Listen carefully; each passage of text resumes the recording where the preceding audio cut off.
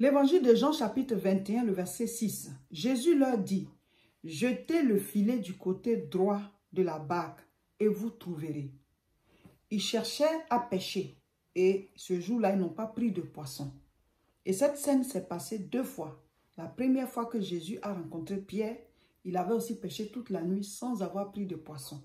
Et la dernière fois aussi que le Seigneur est venu les rencontrer pendant qu'ils étaient en train de faire la pêche, et avant que Jésus ne monte définitivement au ciel, ce jour-là encore, ils ont fait une pêche, voilà, bredouille, ils étaient bredouilles encore, ils n'ont pas pu prendre de poisson. Et cette fois-ci, Jésus a dit, jetez le filet du côté droit de la barque. Donc, il a donné une direction, il a donné une recommandation. Mes frères, mes sœurs, ne négligez pas la voix de Dieu dans l'utilisation de vos talents, de vos grâces, de vos bénédictions. Comment est-ce que vous devez travailler? Qu'est-ce que vous devez faire? Comment utiliser chacun de vos talents? Il est important d'être connecté à Dieu dans la prière. Soyez des hommes et des femmes de prière. Le Seigneur va vous donner la direction. Voici ce que tu dois faire. Voilà comment tu dois le faire. Voilà comment tu dois utiliser ton talent. La direction de Dieu, les recommandations de Dieu, ces recommandations sont très importantes dans la réussite de notre travail. Si tu veux faire les choses sans la direction de Dieu, mais tu vas plus échouer. Normalement, on échoue toujours avant de réussir. Et même quand le Saint-Esprit est avec toi, tu vas quand même avoir tes expériences, voilà, d'échecs. Parce que ça t'enseigne. Avant de connaître, on échoue d'abord. C'est comme ça. Mais quand tu ne te laisses pas guider par Dieu, mais tu vas passer plus de temps à échouer. Finalement, tu vas te décourager. Tes temps d'échec vont être multipliés parce qu'en fait, là, ce n'est plus juste pour acquérir de l'expérience, mais c'est un problème de méconnaissance de direction. Tu ne sais pas dans quelle direction, voilà, jeter ton filet, tu ne sais pas comment travailler. Donc, on a besoin de la recommandation, de la direction divine. Dieu doit nous parler pour tout ce que nous faisons et nous n'allons pas mettre trop de temps sur le chemin. Bonjour, cher peuple de Dieu. Aujourd'hui, mardi 24 mai 2022, nous sommes au 16e jour de notre temps de jeûne et prière. Bravo, bravo, bravo. Nous sommes à la dernière semaine et nous devons redoubler encore dans la prière parce que la fin d'une chose vaut mieux que son commencement. Amen, amen, amen. C'est jusqu'à la gare. Alors, le sujet de prière d'aujourd'hui est « Je demande la direction de Dieu et j'applique ses recommandations ». Pour pouvoir utiliser nos talents, nous avons besoin d'avoir la direction de Dieu. Il faut avoir la direction de Dieu parce que tu peux aussi te lever, décider d'utiliser tes talents, mais tu risques d'être déçu si tu ne te laisses pas guider par le Saint-Esprit. C'est pour ça qu'il faut avoir une vie de prière. Il faut prier chaque jour. Dieu donne le pain du jour. Il dit, donne-nous notre pain de ce jour. Donc chaque jour, tu dois être dans la présence de Dieu, même si Dieu ne te parle pas audiblement, même s'il ne t'apparaît pas. Mais Dieu parle tantôt d'une manière, tantôt d'une autre. Il peut te guider, il peut te faire sentir. Plus tu es dans sa présence, plus tu perçois sa voix facilement. Donc souvent, il y a des choses, vous dites, ah, il y a quelque chose qui me parle, le Saint-Esprit vous parle, mais souvent, si vous pouvez avoir aussi d'autres voix qui vous parlent, hein, parce que tu peux avoir tes propres pensées, Satan peut aussi t'inculquer des pensées, comme Dieu aussi peut te parler. Maintenant, comment est-ce que tu vas faire pour savoir qui te parle au juste? Est-ce que cette parole-là, c'est Dieu? Ou bien c'est le diable qui est en train de te donner une mauvaise direction? Ou bien ce sont tes propres pensées? C'est en étant un homme, une femme de prière, tu seras beaucoup plus sensible à la voix de Dieu. En étant un homme, une femme de méditation de la parole, tu seras plus sensible à ce qui vient de Dieu. Parce que quand tu es habitué à quelque chose, même un petit signe de la part de cette chose, tu sais déjà que c'est ça. C'est comme ça. Donc, soyez des hommes de prière. Soyez des femmes de prière. C'est dans la présence de Dieu qu'on prend l'inspiration, la direction. Dieu doit te parler. Donc, on a décidé d'utiliser nos talents, mais on doit les utiliser selon la direction de Dieu. Et pour ça, nous devons avoir des recommandations. Les recommandations de Dieu par rapport à toi-même, par rapport à quelque chose que tu veux faire, par rapport à une activité que tu veux commencer, par rapport à ton talent que tu veux commencer à valoriser, les recommandations de Dieu sont très importantes. Mais c'est quelque chose que les gens négligent. C'est-à-dire, ce que Dieu, comment tu vas faire là, Dieu doit te guider, il doit te faire sentir. Tu dois suivre une direction en fait. Je vais lire. L'évangile de Jean, chapitre 21. Je lis à partir du verset 3. Simon-Pierre leur dit, « Je vais pêcher. » Il lui dit, « Nous allons tous avec toi. » Ils sortirent et montèrent dans une barque, et cette nuit-là, ils ne prirent rien. Le matin étant venu, Jésus se trouva sur le rivage, mais les disciples ne savaient pas que c'était Jésus. Verset 5. Ils le jetèrent donc et ils ne pouvaient plus le retirer à cause de la grande quantité de poissons. Vous voyez ce de quoi je vais vous parler maintenant. Suivre les recommandations, suivre la direction de Dieu, suivre la direction de l'esprit dans vos activités. Ça va vous empêcher de perdre du temps, ça va vous empêcher les échecs inutiles parce que quand on commence quelque chose, on commence toujours par échouer avant de réussir. L'échec vient toujours avant la réussite. Donc certaines personnes ont peur des échecs, mais tu vas commencer d'abord par échouer et ensuite tu vas réussir.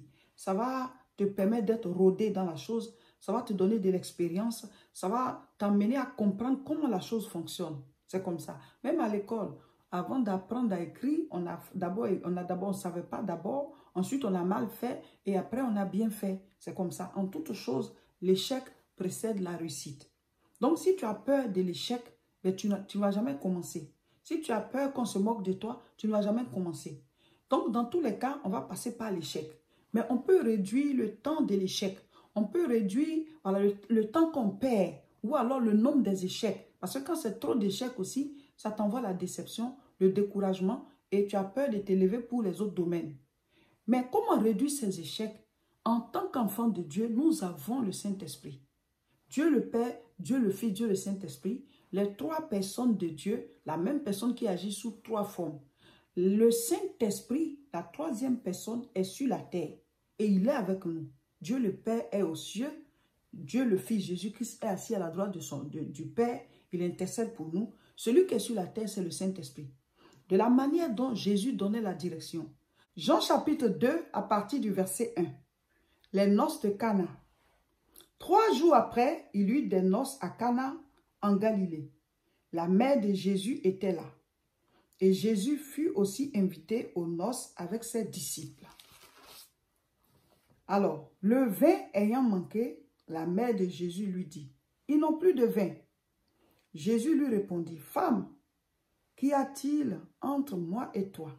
Mon heure n'est pas encore venue. » Sa mère dit au serviteur, « Faites ce qu'il vous dira. » Faites ce qu'il vous dira. On parle ici des recommandations qui vont venir bientôt. Maintenant au verset 6. Or, il y avait là 6 vases de pierre destinés aux purifications des Juifs et contenant chacun 2 ou 3 mesures. Verset 7. Jésus leur dit, « Remplissez d'eau ces vases. » Et il les remplit jusqu'au bord. « Puisez maintenant, leur dit-il, et apportez-en à l'ordonnateur du repas. » Et ils lui en apportèrent. Quand l'ordonnateur du repas eut goûté l'eau changée en vin, ne sachant d'où venait ce vin, tandis que les serviteurs qui avaient puisé l'eau le savaient bien, il appela l'époux et lui dit, « Tout homme sert d'abord le bon vin, puis le moins bon après qu'on se soit enivré. Toi, tu as gardé le bon vin jusqu'à présent. » Tel fut à Cana en Galilée, le premier des miracles que fit Jésus. Il manifesta sa gloire et ses disciples crurent en lui. Amen.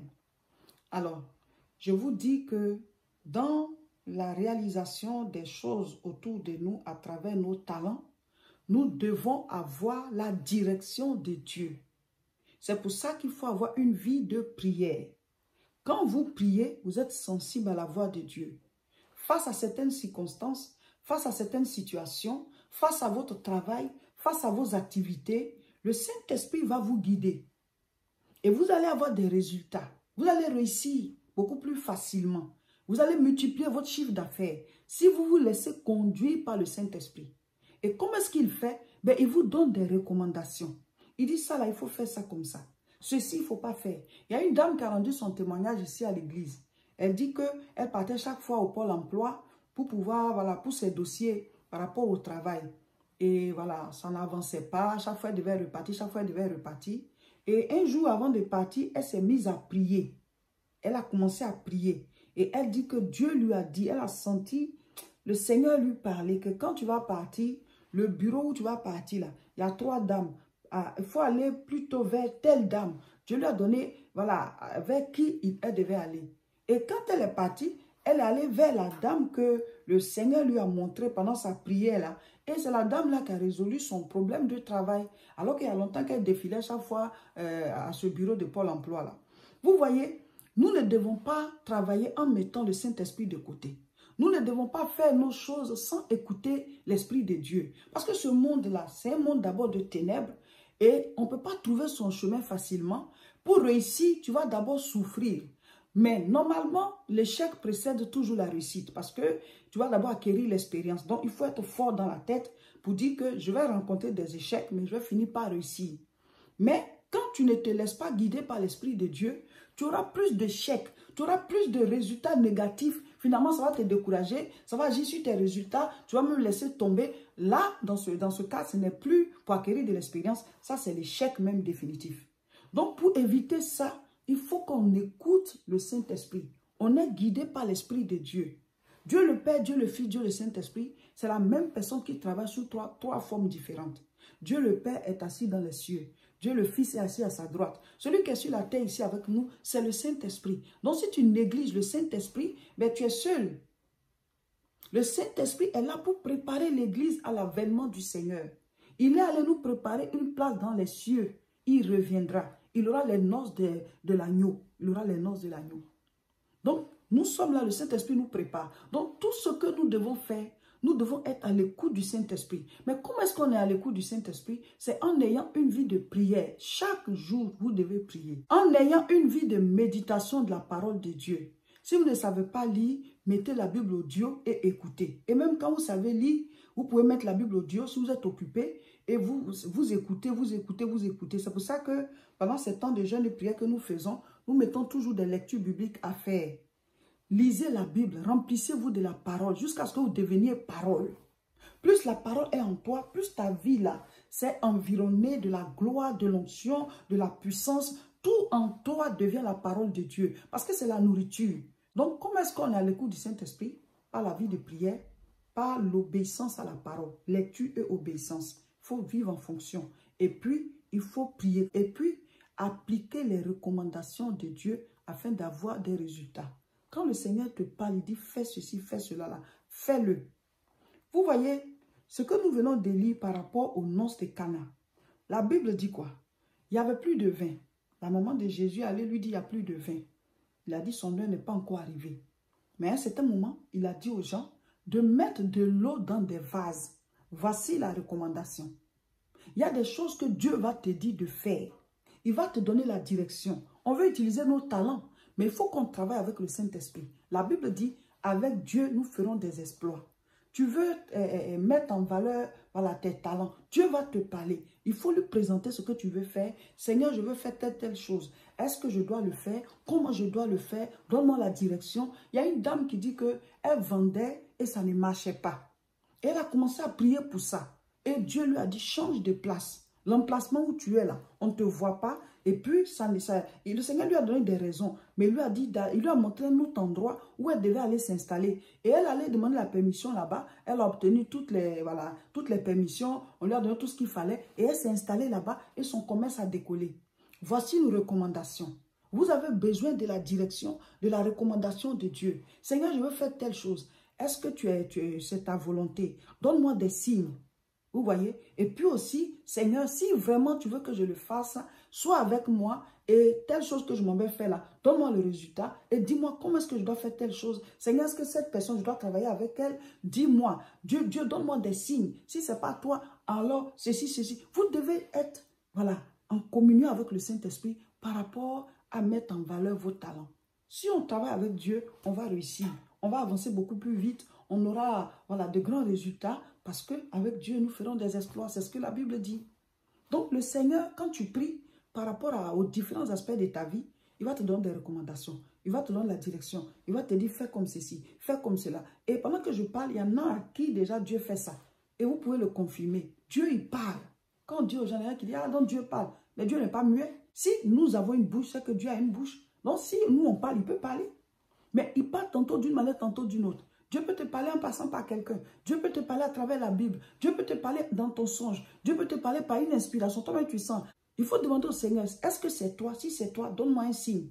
Dieu, il parle. Il faut communiquer avec lui. Le Seigneur va vous donner des recommandations pour tout ce que vous voulez accomplir. Et chacun de nous va valoriser ses talents. Et on va multiplier les sources d'entrée. On sera prospère, non seulement pour nous, mais aussi pour son œuvre. Amen. Voilà, chers frères et sœurs, c'était le partage du jour. Aujourd'hui, nous lisons 2 Timothée chapitre 2. Voilà. Mettez en commentaire ce que vous avez compris. Demain, mercredi, nous serons encore en direct. C'est le dernier direct de notre temps de jeûne et prière. Sinon, les directs, c'est tous les mercredis à 12 h. Donc, demain encore, connectez-vous. C'est sur nos 2 chaînes. YouTube, c'est La Moisson TV. Facebook, c'est Réseau International Richesse. Ce dimanche, on termine le jeûne, mais il y aura un culte spécial ici à l'église La Moisson. C'est 3 choses en même temps. La fin du jeûne, on va bénir ceux qui seront là au nom de Jésus. Et puis, c'est aussi la fête des mères. Donc, venez avec vos enfants. On va célébrer, on va dire merci. On va prier pour toutes les mamans et leurs enfants. Et puis aussi, c'est le dimanche de guérison divine que nous avons l'habitude de faire une fois par mois. Donc, 3 choses à la fois, ce dimanche 29. Vous qui n'êtes pas ici, on fera pour la fin du jeûne une vidéo de bénédiction pour la fin de ce jeûne, pour que chacun de nous rentre dans ses grâces et qu'il valorise ses talents, ses grâces, ses bénédictions, tout ce que Dieu a mis en lui. La CIMA, le samedi 11 juin à partir de 14 h 30 à l'espace Chevreul à Nanterre. Grand rassemblement chrétien, grand rassemblement des bâtisseurs, un moment unique à ne pas rater. Donc préparez-vous dès maintenant, vous qui êtes ici, il faut que vous soyez tous à Nanterre le samedi 11 à partir de 14 h 30. Mais juste avant ça, le samedi d'avant, c'est le samedi 4, on va faire la croisade, chauffer le moteur à Aubervilliers. Vous avez déjà l'adresse d'Aubervilliers, 29 rue Sadi Carnot, 93 300. À partir de 14 h 30, nous allons prier, nous allons écouter la parole, on se prépare et le samedi d'après, on est à Nanterre. Abonnez-vous à nos différentes chaînes, partagez massivement cette vidéo. Courage, on est plus loin de la gare.